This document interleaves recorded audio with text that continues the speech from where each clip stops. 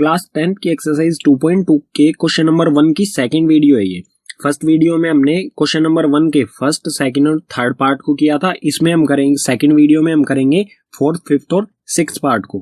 ठीक है, तो इसमें क्या करना है हमें, find the zeros of the following quadratic polynomial and verify the relationship between the zeros and coefficient. हमें सबसे पहले जीरोज फाइंड करने हैं जो भी पॉलिनोमियल गिवन है, और उसके बाद जीरोज और कोफिशिएंट के बीच में क्या रिलेशन है उसे वेरीफाई करना है। तो फोर्थ पार्ट है 4u स्क्वायर प्लस में 8u।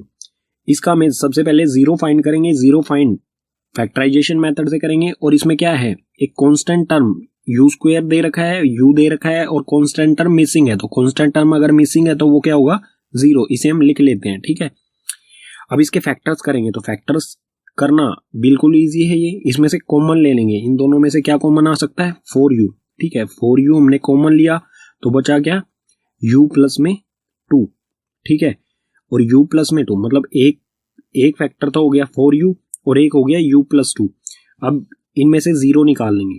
ठीक है, तो 4u इक्वल्स टू 0, और इसी तरह से u प्लस 2 इक्वल्स टू 0। यहां से दोनों जगह से u की वैल्यू निकालेंगे। तो यहां से u की वैल्यू क्या आएगी, 4u, u के साथ 4 मल्टीप्लाई में, दूसरी तरफ जाके डिवाइड में, तो ये हो जाएगा u इक्वल्स टू 0 अपॉन में 4, यानी कि 0। जो हमारी पॉलिनोमियल की पहली जीरो आई है वो है 0, मतलब 0 ही आई है। ठीक है, और u प्लस 2, इसमें से हम 0 निकालेंगे तो ये हो जाएगा u इक्वल्स टू माइनस 2। 2 को दूसरी तरफ भेजा, प्लस में है इस तरफ, दूसरी तरफ जाके माइनस में हो गया। तो यहाँ पर दो जीरोज आए हैं, एक तो है 0 और है -2। अब इस रिलेशन को वेरीफाई करते हैं जो भी जीरोज और कोफिशिएंट के बीच में होती है। तो सम ऑफ जीरोज किसके इक्वल होता है, माइनस में कोफिशिएंट ऑफ u और अपॉन में coefficient of u square. Sum of zeros मतलब 0 प्लस में -2, तो 0 प्लस में -2, इन दोनों का सम किसके इक्वल होना चाहिए, माइनस में कोफिशिएंट ऑफ u। u का कोफिशिएंट क्या है, 8, उसके साथ माइनस साइन होना चाहिए। तो माइनस में 8 अपॉन में coefficient of u square. u square का कोफिशिएंट क्या है, 4। ठीक है, तो 0 प्लस माइनस माइनस, तो 0 में से हम -2 करेंगे तो ये -2 ही रहेगा, और 4 2 जा 8। ठीक है, और ये माइनस साइन जो है ये इसके साथ ही रहेगा, तो ऊपर भी क्या आ गया, -2। ये तो हो गया सम ऑफ जीरोज वेरीफाई। इसी तरह देखते हैं प्रोडक्ट ऑफ जीरोज को किस तरह से वेरीफाई करेंगे। प्रोडक्ट ऑफ जीरोज क्या होता है, कांस्टेंट टर्म अपॉन में कोफिशिएंट ऑफ u स्क्वायर। तो प्रोडक्ट ऑफ जीरोज यानी कि 0 मल्टीप्लाई में -2, तो 0 मल्टीप्लाई में -2 इक्वल्स टू किसके इक्वल होना चाहिए, कांस्टेंट टर्म। यहाँ पर कांस्टेंट टर्म नहीं दे रखी है तो वो क्या होगी, 0। तो हम लिखेंगे 0 अपॉन में u स्क्वायर का कोफिशिएंट ऑफ u स्क्वायर है 4, तो 0 अपॉन में 4। तो अगर हम 0 में कुछ भी मल्टीप्लाई करें तो वो होगा 0। अगर 0 से हम 0 को हम किसी से डिवाइड करें तो वो भी होगा 0। तो यहाँ पर आ जाता है बिल्कुल इक्वल।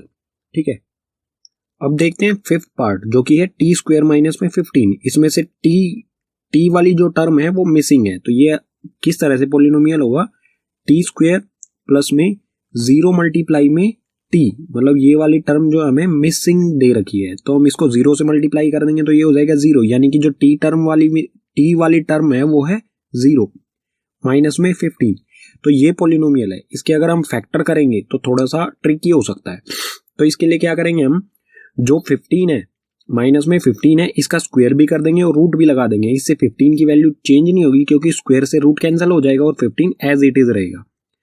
इससे अब फायदा क्या होगा, ये किस फॉर्म में आ गया, टी स्क्वायर माइनस में 15 रूट 15 का स्क्वायर, यानी कि ए स्क्वायर माइनस में बी स्क्वायर के फॉर्मूले के फॉर्म में आ गया। और उसका फॉर्मूला क्या होता है, ए स्क्वायर माइनस में b square equals to a plus b और ए माइनस बी, यानी कि हम इसके आसानी से फैक्टर कर सकते हैं। ठीक है, तो टी स्क्वायर, इसके फैक्टर क्या हो जाएंगे, टी माइनस में रूट 15 और टी प्लस में रूट 15, ये दो इसके फैक्टर्स हो जाएंगे। ठीक है, हमने क्या किया, डायरेक्ट ये फॉर्मूला अप्लाई कर दिया इस पे। तो दो फैक्टर्स, यहां से इसके जीरोस भी निकाल लेंगे, तो t minus root 15 equals to 0 और टी प्लस में रूट 15 इक्वल्स टू 0। तो 15 को दूसरी तरफ भेजेंगे, रूट 15 को, माइनस रूट 15 दूसरी तरफ जाके हो जाएगा टी इक्वल्स टू रूट 15, और इस तरफ भी यही करेंगे हम, t equals to plus root 15 को दूसरी तरफ भेजेंगे तो ये हो जाएगा माइनस में रूट 15। ठीक है, ये दो जीरोज आ गए √15 और माइनस में √15, दो जीरोज आ गए। अब वेरीफाई करते हैं जीरोज और कोफिशिएंट के रिलेशन को। तो सम ऑफ जीरोज, जीरोज का सम किसके इक्वल होगा, कोफिशिएंट ऑफ टी, माइनस में कोफिशिएंट ऑफ टी और अपॉन में कोफिशिएंट ऑफ टी स्क्वायर। तो सम ऑफ जीरोज यानी कि √15 प्लस में माइनस √15, तो ये 15 √15 प्लस में माइनस √15, इनका सम किसके इक्वल होगा, माइनस में कोफिशिएंट ऑफ टी, टी का कोफिशिएंट क्या है 0, ठीक है, अगर हमें नहीं दे रखा तो 0 अपॉन में टी स्क्वायर का कोफिशिएंट, टी स्क्वायर का कोफिशिएंट क्या है 1, और ये क्या हो जाएगा √15 प्लस माइनस माइनस √15 में से √15 गया यानी कि 0, और उस तरफ भी क्या है 0 अपॉन में 1 क्या होगा 0। तो सम ऑफ जीरोज का रिलेशन हो गया यहाँ पर वेरीफाई। अब करते हैं प्रोडक्ट ऑफ जीरोज का। प्रोडक्ट ऑफ जीरोज यानी कि √15 मल्टीप्लाई में माइनस √15, ठीक है, दोनों जीरोज का मल्टीप्लाई किसके इक्वल होगा, कांस्टेंट टर्म, कांस्टेंट टर्म क्या है यहाँ पर माइनस में 15, तो माइनस में 15 अपॉन में coefficient of T square, T square का कोफिशिएंट है 1, तो माइनस में √15 मल्टीप्लाई में माइनस √15, तो प्लस माइनस माइनस, और ये हो जाएगा 15 मल्टीप्लाई में 15, दोनों रूट के अंदर है, इक्वल्स टू माइनस में 15, डिनोमिनेटर में 1 लिखने की जरूरत नहीं है। तो 15 और 15 अंदर पेयर बन गया तो इनमें से एक बार आएगा, और ये हो जाएगा रूट हट जाएगा, एक बार आएगा इसमें से, ठीक है, रूट हट जाएगा और ये हो जाएगा माइनस में 15 इक्वल्स टू माइनस 15, यहाँ पर भी ये इक्वल आ रहा है, तो रिलेशन हो गया वेरीफाई।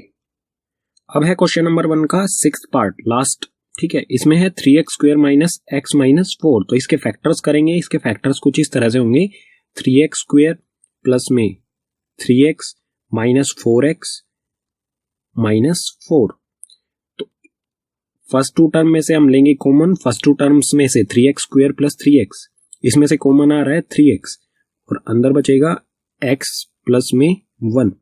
इसी तरह से माइनस 4x और माइनस 4 इन दोनों टर्म्स में से लेंगे कॉमन, तो माइनस 4 यहाँ पर आ रहा है कॉमन और अंदर बचेगा x प्लस में 1। तो इसके दो फैक्टर्स क्या हो गए, 3x माइनस में 4, 3x माइनस में 4, एक ये फैक्टर हो गया और एक हो गया x प्लस में 1। यहाँ से हम जीरोज निकाल लेते हैं, मतलब x की वैल्यू जो होगी वही होगा जीरोज, तो x की वैल्यू यहाँ से निकाल लेंगे, तो माइनस 4 को दूसरी तरफ भेजेंगे तो हो जाएगा प्लस 4, और x के साथ 3 जो है वो मल्टीप्लाई में दूसरी तरफ भेजेंगे तो हो जाएगा डिवाइड में, तो x की वैल्यू आएगी 4 अपॉन में 3, और यहाँ से भी x प्लस 1, तो प्लस 1 को दूसरी तरफ भेजेंगे तो ये हो जाएगा x इक्वल्स टू माइनस 1। तो दो जीरोज आई हैं हमारी 4/3 और माइनस 1, ये दो जीरोज आ गई। अब वेरीफाई करते हैं रिलेशन जीरोज और कोफिशिएंट का। तो सम ऑफ जीरोज का सम यानी कि 4/3 और प्लस में माइनस 1, तो 4/3 प्लस करेंगे इसमें माइनस 1, तो ये किसके इक्वल होगा, माइनस कोफिशिएंट ऑफ x का कोफिशिएंट माइनस में, तो यहाँ पर है -1, तो ये किसके इक्वल होगा -1, और ये वाला माइनस भी हम लगाएंगे जो इस कोफिशिएंट के आगे लिखा है, तो माइनस में -1 अपॉन में कोफिशिएंट ऑफ x स्क्वायर का कोफिशिएंट क्या है 3, तो ये किसके इक्वल होगा, ठीक है, तो यहां से एलसीएम लेके इसे जोड़ेंगे हम, 3 1 जा 3, तो ये हो जाएगा 4 प्लस माइनस, यहां पर माइनस है, प्लस माइनस माइनस और 3 1 जा 3, एलसीएम लेंगे तो 3 को इसमें मल्टीप्लाई करेंगे, 3 1 जा 3 अपॉन में 3, और उस तरफ क्या आएगा दूसरी तरफ माइनस माइनस प्लस, तो प्लस का 1 अपॉन में 3, तो 1 अपॉन में 3, तो इन दोनों को 4 में से 3 को माइनस करेंगे तो ये आएगा 1/3 इक्वल्स टू 1/3। ये हो गया सम ऑफ जीरोज का रिलेशनशिप वेरीफाई। अब देखते हैं product of zeros. Product of zeros यानी कि 4/3 मल्टीप्लाई में -1 इक्वल्स टू, ये किसके इक्वल होना चाहिए, कांस्टेंट टर्म यानी कि -4 अपॉन में कोफिशिएंट ऑफ x स्क्वायर का कोफिशिएंट यानी कि 3, तो मल्टीप्लाई करेंगे इसे, 4 प्लस का है 1 माइनस का है, तो प्लस माइनस माइनस, और 4 1 जा 4 अपॉन में 3, तो ये इक्वल है बिल्कुल -4 अपॉन में 3, तो ये हो जाता है यहाँ पर क्वेश्चन हमारा कंप्लीट।